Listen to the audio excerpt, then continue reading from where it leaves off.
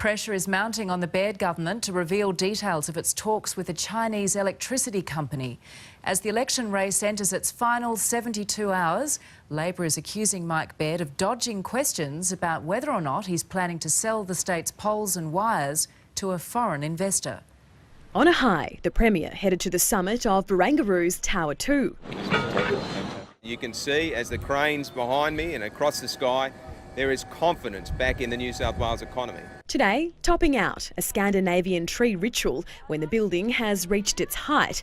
Also reaching new heights, the debate about the government's proposed power sell-off. Federal Labor Senator Sam Dastyari asking questions about which investors the Premier met during his China visit. Why are there no records of who he met?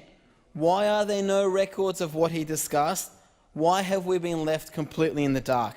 The Premier says he met with investors on both his international trips to China and India. However, there are different disclosure rules overseas. I am not going to get into diary bingo. There is a different process for international trips. That's well established. That is the job.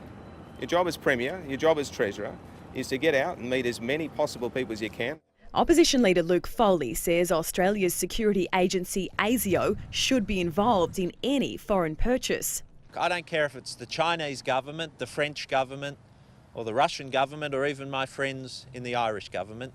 I don't think it's a smart thing to do, to sell our essential electricity network to a foreign government. Mr Foley was on the Central Coast. Thanks, mate. Thanks for your support. Visiting electorates facing voter backlash after local Liberal MPs were implicated in the corruption investigation, which could swing seats to Labor on the weekend. And as federal leadership rumblings appear to be taking a rest, one questionable campaign move, the voice of Malcolm Turnbull instead of the Prime Minister Tony Abbott, is being used in a last-minute push in marginal seats, a pre-recorded robocall targeting voters, using a more favourable tone, perhaps on the end of the line.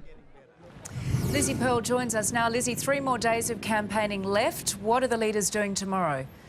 Yeah, Georgie, it is getting towards the pointy end of the campaign, and for both leaders it's all about the marginal seats. Opposition leader Luke Foley will be beginning the morning in Campbelltown. He'll then head south to Queanbeyan. Now, Queanbeyan is in one of the state's most marginal electorates, that of Monero. It's a key battleground for Labor. It's currently held by the Nationals, but they believe they can snatch it back on the weekend. The Premier, Mike Baird, will be continuing his campaign here in Sydney.